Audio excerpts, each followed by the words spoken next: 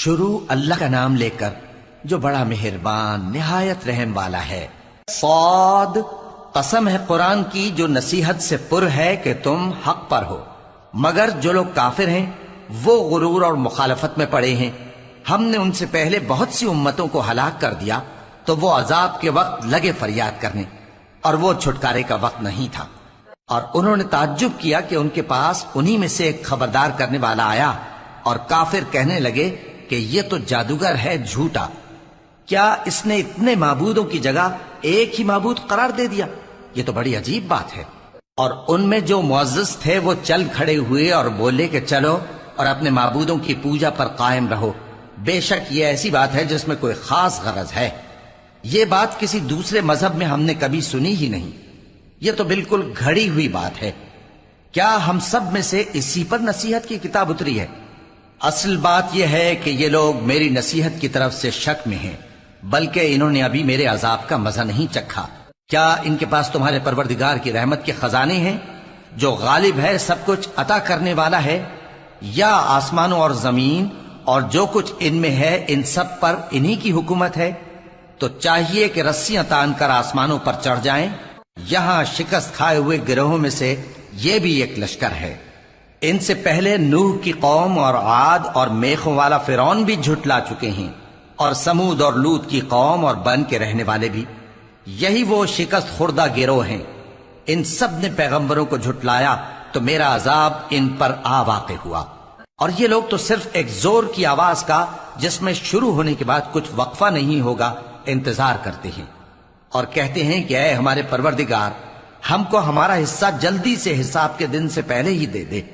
اے پیغمبر صلی اللہ علیہ وآلہ وسلم، یہ جو کچھ کہتے ہیں اس پر صبر کرو، اور ہمارے بندے داؤد کو یاد کرو جو صاحب قوت تھے، بے شک وہ رجوع کرنے والے تھے۔ ہم نے پہاڑوں کو ان کے زیر فرمان کر دیا تھا کہ صبح و شام ان کے ساتھ تسبیح کرتے تھے، اور پرندوں کو بھی کہ وہ جمع رہتے تھے، ہر ایک ان کے آگے رجوع رہتا تھا۔ اور ہم نے ان کی بادشاہی کو مستحکم کیا اور ان کو حکمت اور فیصلہ کن خطابت عطا فرمائی۔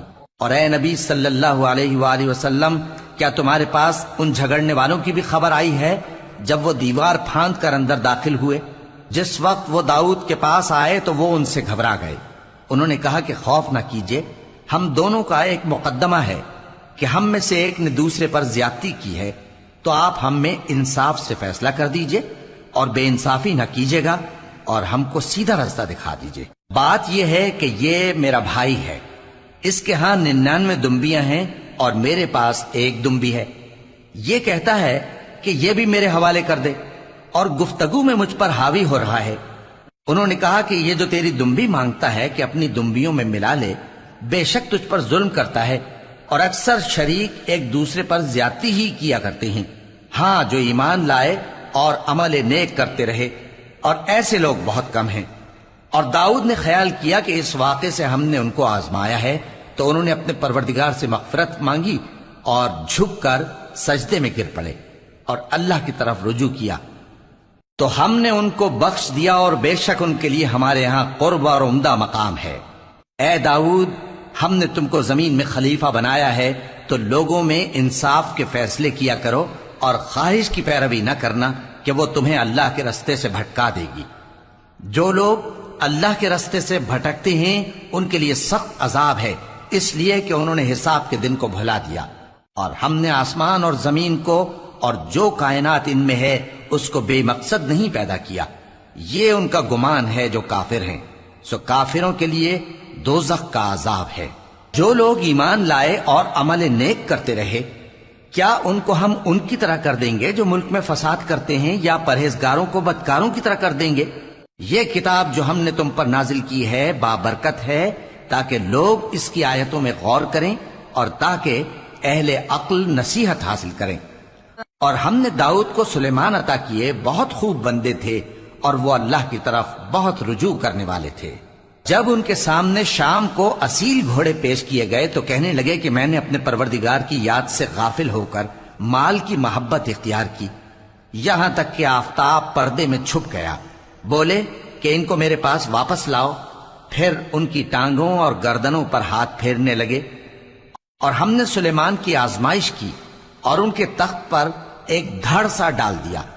پھر انہوں نے اللہ کی طرف رجوع کیا اور دعا کی کہ اے پروردگار مجھے معاف فرما اور مجھ کو ایسی بادشاہی عطا فرما کہ میرے بعد کسی کو شایع نہ ہو، بے شک تو سب کچھ عطا فرمانے والا ہے۔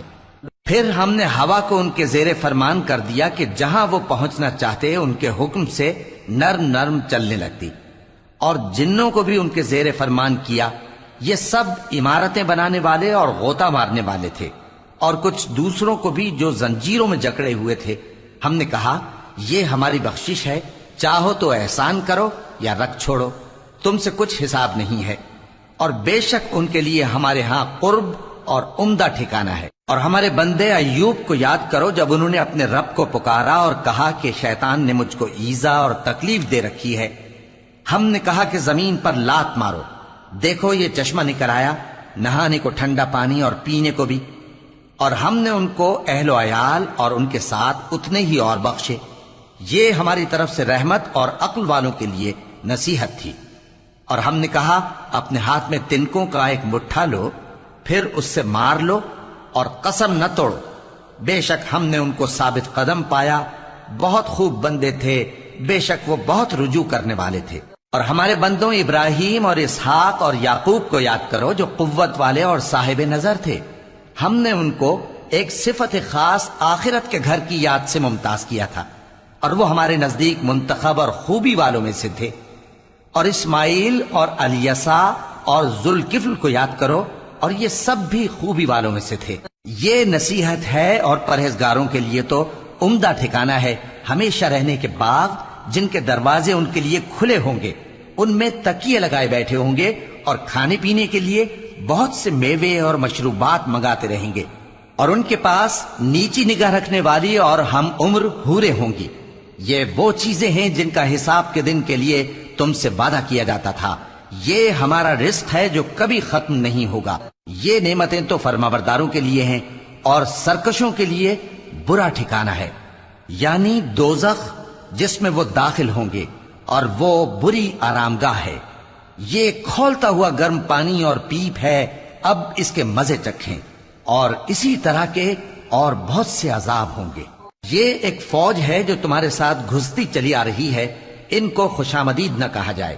یہ دوزخ میں جانے والے ہیں، کہیں گے بلکہ تمہیں کو خوشامدید نہ کہا جائے، تمہیں تو یہ بلا ہمارے سامنے لائے ہو، سو یہ برا ٹھکانہ ہے۔ وہ کہیں گے اے پروردگار جو اس کو ہمارے سامنے لایا ہے اس کو دوزخ میں دگنا عذاب دے، اور کہیں گے کیا سبب ہے کہ یہاں ہم ان لوگوں کو نہیں دیکھتے جن کو ہم بروں میں شمار کرتے تھے؟ کیا ہم نے ان سے ٹھٹھا کیا ہے یا ہماری آنکھیں ان کی طرف سے پھر گئی ہیں؟ بے شک یہ اہل دوزخ کا جھگڑنا برحق ہے۔ کہہ دو کہ میں تو صرف خبردار کرنے والا ہوں، اور اللہ اکیلے اور غالب کے سوا کوئی معبود نہیں۔ جو آسمانوں اور زمین اور جو مخلوق ان میں ہے سب کا مالک ہے، غالب ہے، بخشنے والا۔ کہہ دو کہ یہ ایک بڑی ہولناک چیز کی خبر ہے جس کو تم دھیان میں نہیں لاتے۔ مجھ کو اوپر کی مجلس والوں کا جب وہ جھگڑتے تھے کچھ بھی علم نہ تھا، میری طرف تو یہی وحی کی جاتی ہے کہ میں کھلم کھلا خبردار کرنے والا ہوں۔ جب تمہارے پروردگار نے فرشتوں سے کہا کہ میں مٹی سے انسان بنانے والا ہوں، جب میں اس کو درست کر لوں اور اس میں اپنی روح پھونک دوں تو اس کے آگے سجدے میں گر پڑنا، سو تمام فرشتوں نے سجدہ کیا مگر ابلیس کہ وہ اکڑ بیٹھا اور کافروں میں ہو گیا۔ اللہ نے فرمایا کہ اے ابلیس، جس شخص کو میں نے اپنے ہاتھوں سے بنایا اس کے آگے سجدہ کرنے سے تجھے کس چیز نے منع کیا؟ کیا تو غرور میں آ گیا یا اونچے درجے والوں میں تھا؟ بولا کہ میں اس سے بہتر ہوں کہ تو نے مجھ کو آگ سے پیدا کیا اور اسے مٹی سے بنایا۔ فرمایا بس یہاں سے نکل جا، تو مردود ہے اور تجھ پر قیامت کے دن تک میری لعنت پڑتی رہے گی۔